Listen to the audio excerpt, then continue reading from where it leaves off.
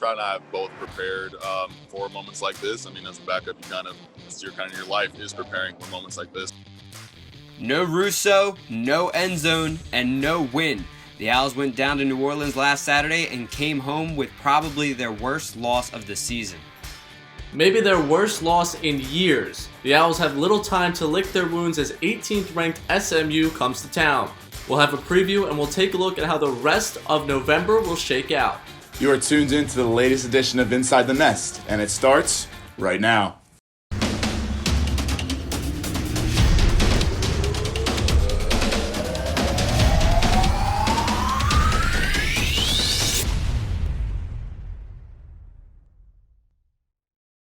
Hello everyone and welcome into Inside the Nest. Alongside Dom Gillespie and Adam Cronali, I'm Ray Dunn. Temple's got a month of football under its belt and we've got plenty to talk about. Yes, we'll take a look back to the past week and a look forward ahead to the task of the Owls this Saturday, conference powerhouse SMU. But first, let's take a look back at this past weekend's matchup down in New Orleans against Tulane.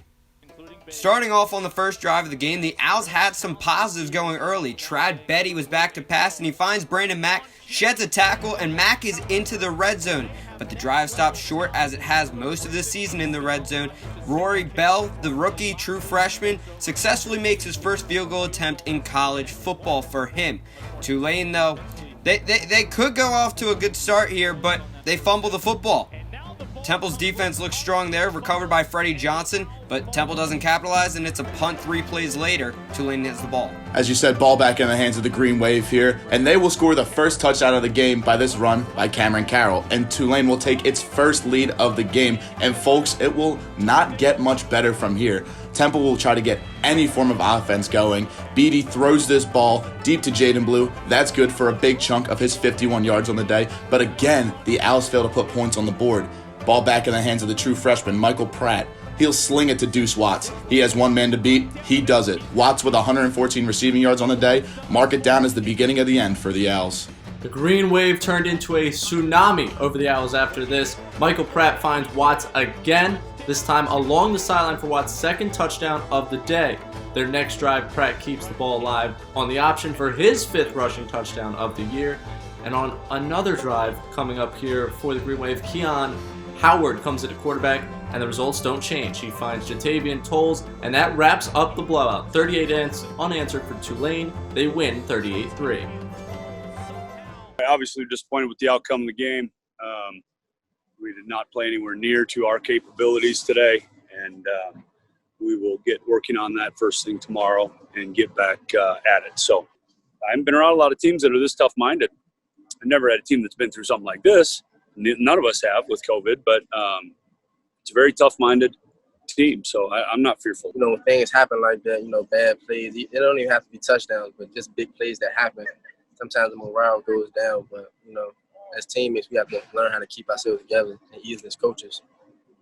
They did a great job defensively. Their coaches prepared well, and I feel like we had a good game plan going in. This is the way football goes. Unfortunately, they got to me a little bit, but I was just happy to have an opportunity out there today. Every drive we had, didn't result in the way we wanted it to, and I think that's something individually we have to take and not make excuses for. Neither quarterback got hot was the biggest takeaway from Rod Carey postgame. On paper, Betty and Mitchell had solid games through the air completion percentage-wise, but it never turned into any offense to speak of. The lack of execution on the offensive line led to 3 sacks and 9 tackles for loss for Tulane. Tulane's offense was off to a slow start, but boy did it get rolling. Pratt's throwing stats do not jump off the page at you with only 205 yards and 2 touchdowns, but the freshman did add 56 yards of rushing and a touchdown in that department as well. Linebacker Nick Anderson was a big factor in the Owls' run game never getting their footing, as he led the team in tackles with 14. 11 of them he did all by himself. And as previously mentioned, Deuce Watts had more than 100 receiving yards and 2 touchdowns on the day. Offensively or defensively, this team never seemed to get its footing on Saturday. Whether it was the 2-quarterback offense or lack of aggressiveness, a lot of things went wrong. Here with more on this, Inside the Nest reporter Sage Hurley. Thanks, Dom. It was a Halloween game day for the Owls this past weekend, and the scariest part was the final score. Sometimes you don't know what you have until it's gone, and that was the case for the Owls against Tulane. Between injuries and having 13 players in COVID-19 protocol, the Owls were shorthanded in New Orleans, to say the least. We lost both sides of the line of scrimmage, and that was the first time I felt like that since I've been here. Missing quarterback Anthony Russo with a bad shoulder, and his absence shook things up. Temple went with a 2-quarterback rotation in redshirt sophomore Trad Beatty and transfer Real Mitchell. The duo alternated each offensive series, but neither really got the offense going. Temple's 3 points was the lowest point total in almost 10 years. We were moving the ball well at the beginning of the game, and unfortunately, we just weren't able to do that continuously. Every drive we had, didn't result in the way we wanted it to. There were some good things in there and some really bad things in there. But in the end, the quarterback needs to lead the team down and score points. And other than that first drive, there wasn't much of that going on. The offense didn't capitalize on any of the team's 3 turnovers. But that's not to say the defense didn't have its hand in this loss, giving up 504 total yards to a Tulane team that hasn't won a conference game prior to Saturday. O-line played awful today, and backs played bad today, too. And that puts a lot of pressure on 2 quarterbacks that are in there. Effort came into it, communication. A lot of people start holding their heads down a little bit. Russo will be out again against SMU, and it's shaping up to be a daunting task for Beatty and Mitchell against the 6-1 SMU Mustangs. We'll go with the same plan we had last week. I'll start Trad and Real will play, and hopefully one of them gets hot, and then I'll stay with that person. That certainly was not the case on Saturday. SMU has beaten every team that Temple has lost to so far this season. The Owls, led by Beatty and Mitchell, will face them on Saturday at the Link. I'm Sage Hurley. Ray, back to you. Thanks, Sage. The past 2 weeks have seen Temple's injury report lengthen like a CVS receipt. On Monday, Rod Carey announced that Russo is out again for this Saturday against SMU with an AC joint injury in his shoulder.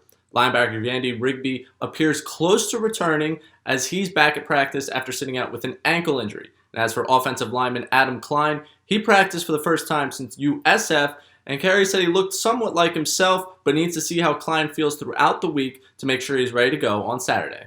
Some more news on the defensive side of the ball. Isaiah Graham Mobley is still out with that ankle injury. He's not expected to play this weekend. David Martin Robinson, the first-string tight end, is potentially going to be able to join the team on Friday. If you remember, he's been out for COVID protocol, but regardless of his test results, Carey doesn't expect to have him ready to play against SMU. A lot of bad news for the Owls in that first A block. Hopefully there are better pastures ahead, but for now, it is time to take our first break of the day.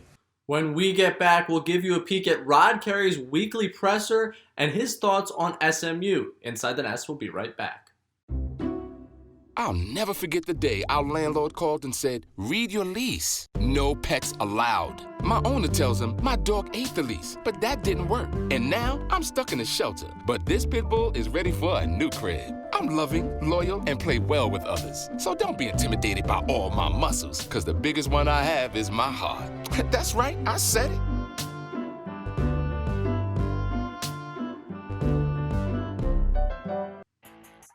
Welcome back to Inside the Nest.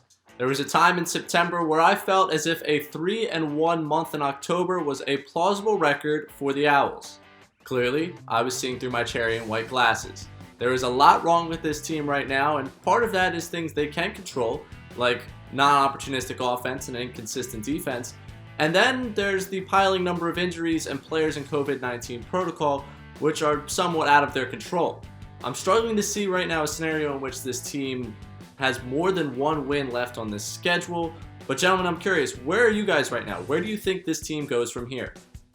Yeah, Ray, if you remember last week on No Huddle, I posed the question whether you guys thought this was a must-win game, Temple against Tulane, and both of you said yes, must-win game. Ray, you even hopped on and mentioned if Temple didn't win this game, they would lose 4 in a row, and that is on the path they're on right now. SMU and UCF in back-to-back weeks, both teams that have kind of rolled up on the Owls the past couple years, so losing 4 in a row is plausible. Winning one more game is even going to be difficult. We're all thinking ECU's the one game left on their schedule that they should have a decent shot at winning, but ECU just played a really close game against Tulsa, who, believe it or not, is the number 1 team in the conference right now. They're undefeated in the AAC at 3-0.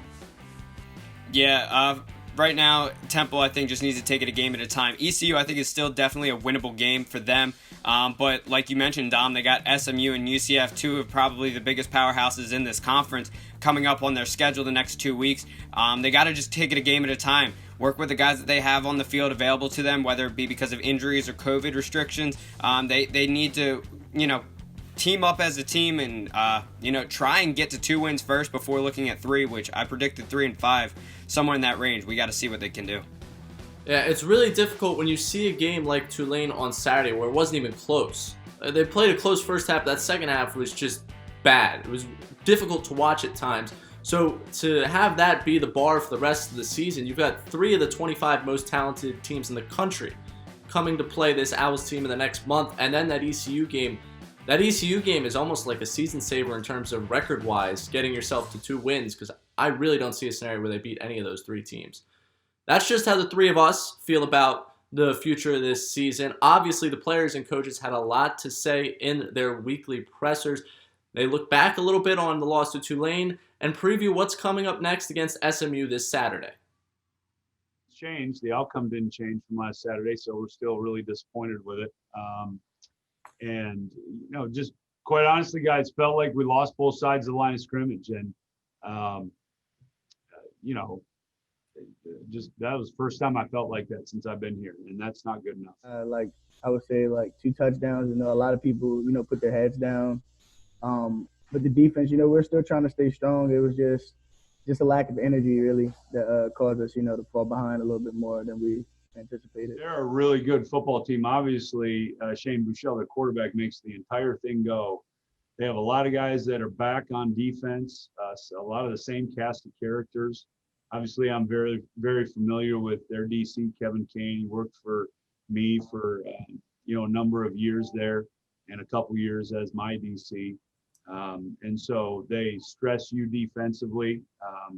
They do a lot of different things, and they got players that are running around flying and being physical. And then offensively, I know they're down their big wide receiver, but they have another guy, number 5, who might be just as fast as he was.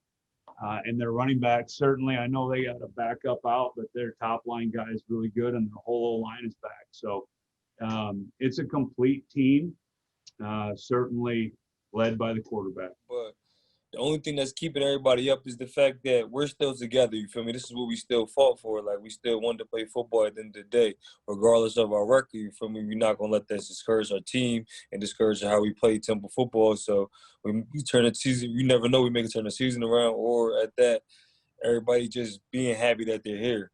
Like, there's a lot of people that had season injuries that can't come back, that wish they could be here. There's some young guys that thought they wouldn't be playing at all, and they're here, so it's kind of a surprise to them. So, it's not more of me keeping them up, it's more of them just keeping themselves up and level-headed, with them being able to just actually be on the field and not having COVID or injuries. Temple's offense was a scary sight on Saturday. Only 3 of their 13 drives made it past midfield, and their one trip to the red zone only produced 3 points after 3 straight failed attempts to score. Outside of that first drive, they averaged 3.1 yards per play and converted on a measly 3 of 14 third down attempts. Yeah, Temple, it seemed as though almost Temple's offense was limited on their playbook this week without Anthony Russo under center. You saw a lot of run plays, someone to the side, someone right up the middle. You saw a lot of quarterback draws designed for both Betty and Mitchell. We saw a lot of deep passes down the side, and maybe there were a few other pass plays in there designed, but there were a lot of sacks, especially when Betty was in a quarterback. Obviously, we know Mitchell has a little bit more mobility to get out of the pocket and escape, but no matter what play call was designed out of those 4 or 5 different designs, each one of them resulted in Tulane advantage and Temple really being stagnant and not be able to do anything on offense throughout the game. Sticking with the offense here, we all know the situations with the quarterback. Russo is not playing again this weekend. He is out with that shoulder injury. Rod Carey has already gone on record saying he would like to do something similar with the offense as he did against Tulane, which if he didn't catch the game would mean Beatty would get the first drive and Real would be able to see the field pretty often as well. Another 2 quarterback offense for Rod Carey and company. Remember last year Centeio and Russo split a little bit at a time, but until one of these guys can separate themselves, this is how it's going to be. So I have to get your guys' opinion on it, but I'll start here, get the ball rolling a little bit. if you're going to stick with this 2-quarterback offense, you have to call plays that benefit each of the quarterbacks. They're not really the same type of quarterbacks. Real is a little bit mobile. Trad might have a little bit more of an arm. I saw one play against Tulane where it was a designed rollout for Real, which I think would benefit him a lot more if you could get him out into space like that. And even if you want to keep him in the pocket, run some RPOs. A run-pass option is the type of play that quarterbacks like Real Mitchell make a living off of quick slants. Maybe they'll keep the ball for themselves. Maybe they'll hand it out to Ray Davis. Just something to keep the defense on their toes, and maybe to get the ball rolling for a long drive. And as I previously mentioned, Beatty might have a little bit of more of an arm on him. So those are the plays. You want to take the deep balls to the sidelines. Those really, really hard posts across the middle of the field. You have to call plays that benefit each quarterback. They're not the same. You can't have the same playbook. Before I get into the two quarterbacks, I think we need to take a step back and really respect Anthony Russo for all the criticism we have given to Russo, and we, I say, as a really collective Temple media, and the hopes in replacing him after turnovers and all that. He's not perfect, but he's certainly the most game-ready quarterback on this roster, and it was shown last weekend by just the way these two played. And it's not against those two. They're not bad. They're just new to this. They're very new to this system in terms of playing it in the game, especially Real. I mean, this is really just thrown into the fire with the way things have gone this offseason and now. And, I mean, this Tulane defense also is really good. They're fourth nationally in both sacks and tackles for losses. The offensive line played an atrocious game for Temple. These quarterbacks aren't in a position to succeed due to what Dom was going with, the conservative play call, and with the way the defense just teed off on them. And it's more the same this weekend. SMU is top 10 nationally in both sacks and tackles for losses. So it's very concerning for this two-quarterback setup that they're in positions to fail right now with this Temple offense. Yeah, Ray, great point. Great points by Dom, too. For me, the biggest thing with this quarterback controversy right now, moving forward with Russo out, is the fact that this alternating drives philosophy that Carey and the coaching staff went with, it didn't seem to really work. And I think a big thing with that is rhythm. Getting entire offense into rhythm, not just the quarterbacks. We're talking about, as you just mentioned, Dom, that they're both pretty different as far as their skill sets. But one's also a lefty, and one's a righty. So as far as the line goes, we just mentioned that they played a pretty poor game, to say the least. The blindside block's different depending on the quarterback. You have these, limited play calls that we just mentioned right before this, where it seemed like the play calls didn't make sense for one quarterback versus the other, and they were trying to run too many of the same type of plays, and they were getting, completely spoiled at the line of scrimmage by Tulane. SMU's bringing the same type of heat. For me, if I'm Rod Carey, I would switch how you do this alternating system. I would go a quarter at a time. I would have Beatty in for the whole first quarter. I would have Mitchell in for the whole second quarter, and make a decision at halftime moving forward. Hopefully you're still in the game by that point against a team that puts up a lot of points in SMU, but you can't get into a rhythm if you're only out there for 3 plays at a time if the team goes 3 and out. I just don't see how that works, and you saw that they were not even able to reach the end zone last Saturday against Tulane because of it. From the quarterbacks to the coaches, after the blowout loss to Tulane, there's a lot of questions about Rod Carey and his program's direction in year 2. For that, we bring on Inside the Nest reporter Josh Safran to discuss. And to get this thing started, my Twitter feed on Saturday was loaded with people discussing Carey's decision-making from play calling to the 2-quarterback system. What are you seeing in that, Josh? What are you expecting from that going forward? Well, Ray, I just think swapping quarterbacks like that is crazy, and Adam just touched on it. How do you expect one guy to get in a groove that way? Not to mention the play calling. There's an absolute lack of creativity, and we know how talented these receivers are. I don't feel like we got to see enough of Real Mitchell throwing downfield. He had a few throws, but for the most part, it looked like they were designed runs. I want to see him sling the ball on this Saturday. Yeah, Josh, you already mentioned it. The play calling was extremely passive, especially going into a game like that. You got a lot of injuries, COVID protocols, all that. You're without your starting quarterback, who we have been extremely critical of. I bet a lot of us were happy to see that 2-quarterback offense this weekend. I mean, I know I was, but it didn't really work out that well. So what do you see? Do you think that COVID had a huge effect on the game, or is that something that, is going through the rest of college football too? Well, yeah, I mean, of course there's COVID. Of course there's all those inactives. You can't account for that. But the thing is, every team is going through the same things. This team looked incredibly flat out there. That was one of the few winnable games left. I don't expect a Temple victory this Saturday, but I need to see if these guys are going to step up and play for their coach. That just looked like a complete lackluster performance, and this is football. We always talk about it. There's injuries, next man up. We need to see a team that's going to play for their coach this Saturday. Otherwise, I think this program is just going in the wrong direction.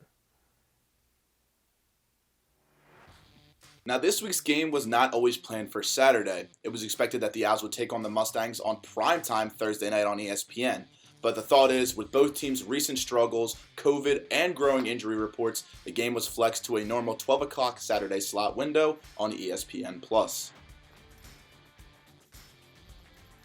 SMU comes into Philly off a bounce-back win against Navy, beating the Midshipmen 51-37. The Mustangs are 6-1 overall and 3-1 in conference play, with their one loss coming 2 weeks ago against Cincinnati. SMU has 3 key players to watch that are all top players at their respective positions. Shane Buechele is the second best passing yards quarterback in college football. Ulysses Bentley IV is 4th in the NCAA in rush touchdowns this season, and Brandon Crossley, the cornerback, is tied for the most interceptions in all of college football with 3. As you mentioned, Buechele has impressed as one of the top senior signal callers in the country. He's a really solid decision maker, limiting his turnovers with only 6 interceptions in his last 12 games. Additionally, his accuracy has been much improved this season, hitting on just over 66% of his throws. A lot of this comes back to his real feel in the pocket and his ability to put his teammates in positions to succeed. Buechele is obviously a very good name. Another name that comes to mind is the running back Ulysses Bentley. He is one of the most explosive backs I've ever watched. You hear a lot of people say that, but let me explain what I mean. He has a second gear. If that guy gets into open space, good luck catching him. And for a pretty small back, 5'10", 180 pounds, he is not afraid of contact. He is just a really, really complete running back. I wish it ended there, but it doesn't. Brandon Crossley on the defensive side of the ball is a bright spot of the Mustang secondary. We all know defense is not what wins games for SMU, but Crossley will disagree. He can find the football, and he will make you pay for it. He is someone a team like Temple would hate to play against. It's time for our second timeout, but when we come back, we'll check out how the rest of the AAC did this past week. Plus, the doctor is in for our favorite segment. I'm the captain this week. I'll be dishing out the questions for No Huddle when we come back. You're watching Inside the Nest. Got pre-diabetes, but with more exercise and a change in diet, it can be reversed. I've tried exercising. It just makes me hungry for bacon. I love bacon, too. And who really likes to exercise? Not me. Me neither. Nobody. So we're good? What? Oh, you still have pre-diabetes. Big time.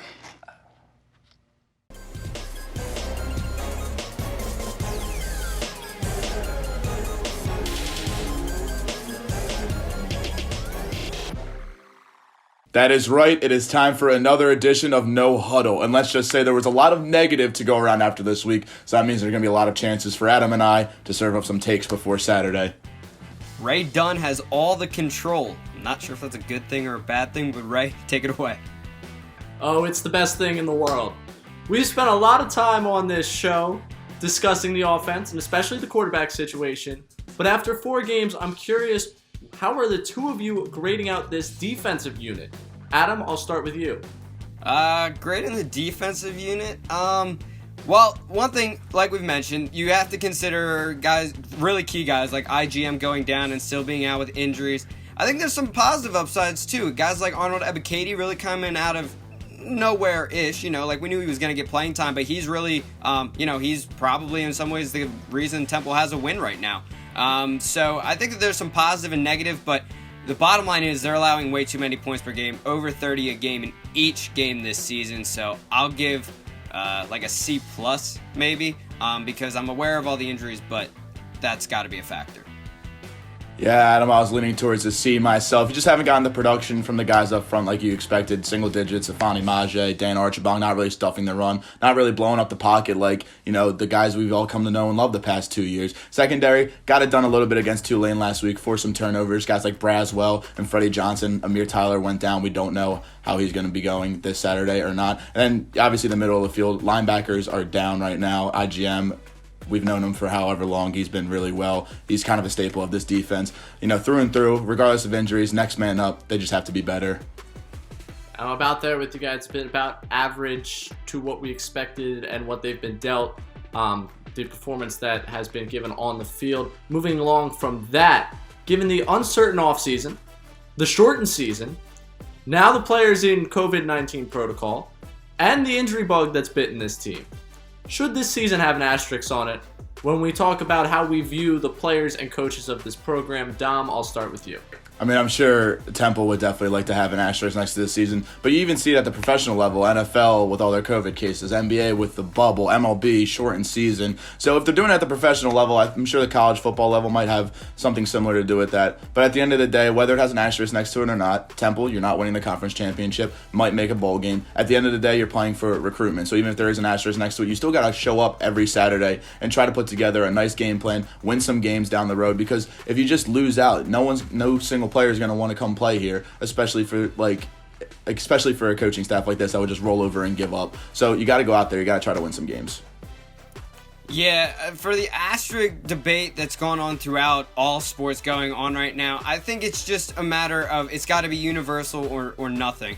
With college football, there's big names going down everywhere because of COVID and injuries. I mean, Trevor Lawrence is out right now for Clemson, and we know how big of a name he is in college football. He's one of the advocates for why college football even returned. So to say that there should be an asterisk, I think would have to just go with everything else. I don't know if you guys have heard, NFL is talking about expanding the playoff bracket like other sports did, like the MLB did, just because of everything going on with injury bugs and COVID protocols there. But it's tough, but you got to play for pride, and you are still getting recruits because there's going to be another class coming in next year. And as far as just looking back, because there would probably then be no asterisk, you're going to see the year 2020 next to the records of every team, and I think nobody's going to forget what happened in 2020, and you're just going to have to accept maybe the programs didn't play up to standards, but there was kind of more important things going on in the world. Yeah, you're absolutely throwing an asterisk on this season, in my opinion. And quickly to wrap this one up, we don't have to go into game predictions, but SMU comes into this game 17.5-point favorites. They beat Temple by 24 points a year ago. Is this program really that much further along than the Temple team that we watch week in and week out? Yeah, I mean, you look at a guy like Shane Buechele that we've talked about. We'll talk about him a bunch next week probably. Ulysses Bentley. Those are two ways the program has showed that they're stronger than Temple. You got Buechele coming over from Texas in a transfer portal. You got Bentley as a freshman just getting, signed to SMU's program and showing what he can do this year. They've just shown a lot better recruiting and transfer portal work than Temple has done, and there's just no real way around it. I mean, they're ranked right now because of it, SMU is. You want it fast, right? I'll give it to you fast. Yes, SMU is the better team. They have been for however many years. They have a better offense. Their defense is even better than Temple's this year's too. 17.5 seems low. SMU will win this game and it will not be close. Wow. All right, Tom. I see where you're coming from. Temple at one point was beating SMU by 20 back in the Matt Rule era, but it has been a while since that. And that'll do it today for this edition of No Huddle and this edition of Inside the Nest. But don't worry, Owl Sports Update has you covered for the rest of the week. JJ Myhowski and Courtney Murphy will bring you the latest this Friday on Owl Sports Update. You can find that show on our YouTube channel at Owl Sports Update. As far as it goes for us, that will wrap up the coverage for today. Temple is set to kick off at 12 versus SMU, and the Owls are looking to end quite the losing streak. The game is no longer on ESPN, and it has now been moved to ESPN Plus, as we mentioned earlier. If you guys don't have a subscription and you want to, know what happened beyond the box score, go to our website at owlsportsupdate.com after the game, where I'll have another game story written on what went down in the game against SMU. But for now, that'll do it for this edition of Inside the Nest with Ray Dunn, Dom Gillespie. I'm Adam Cronali. Stay safe. We'll see you next Thursday on another edition of Inside the Nest.